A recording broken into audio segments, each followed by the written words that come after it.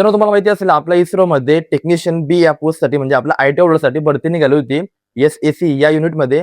तर मित्रांनो त्याच्याबद्दल शॉर्ट अपडेट बघा. अपडेट असा आहे मित्रांनो, त्याची जी काही एक्झाम होती तर ती कंडक्ट होणार आहे तुमच्यावाली 30/7/2026 ऑन सीबीटी मोडमध्ये तुमच्यावाली ती एक्झाम असणार. मित्रांनो हा व्हिडिओ तुमच्या इस्रोच्या फॉर्म ज्यांनी पण अप्लाय केला असेल मित्रांनी तर त्याला तुम्ही हा व्हिडिओ नक्की शेअर करा.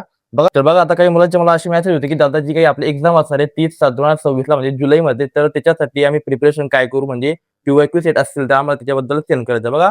तर त्याचे पीवायक्यू सेट म्हणजे आपले एसएससी 1, 2, 3, 4 तर 4 ऑफिशियल क्वेश्चन पेपर आपल्याकडे अवेलेबल आहेत बघा.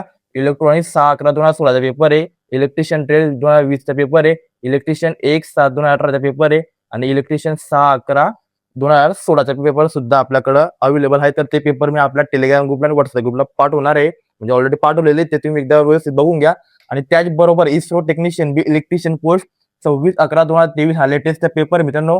VSSC जे दोन म्हणजे 3 युनिट आहे इस्रोमध्ये, एक म्हणजे एसएससी, एक म्हणजे VSS आणि एक दुसरा म्हणजे SDSC. मित्रांनो हे 3 युनिटचे आपले पेपर इस्रोचे ऑफिशियल टेक्निशियन म्हणजे आयटी होल्डरसाठी जे काही पेपर असतात ते पीवायक्यू सेट तर मी आपल्या टेलिग्राम ग्रुपला आणि व्हॉट्सअप ग्रुपला पाठवणार आहे. तर बघून घ्या आणि जेव्हा तुमची एक्झाम असणार आहे तर त्या कंडिशनला तुम्ही एक्झाम देण्याच्या अगोदर ते क्वेश्चन तुम्ही सॉल्व्ह करायचे. एकदा ते डोळ्या खालून बघून घ्या ते पेपर पॅटर्न कसा असतो.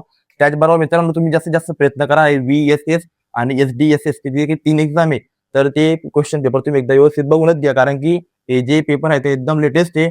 आणि SDSC चे जे काही 2 पेपर आहेत तर ते आहेत आपले ऑनलाईन मोडमध्ये एक्झाम झाली होती, ते पण घेतली होती. TCS मार्फत एक्झाम झाली होती तर ते पेपर तुम्ही आवश्यक बघा, कारण की ती जी एक्झाम आहे तर ती ऑनलाईन मोडमध्ये झाली होती.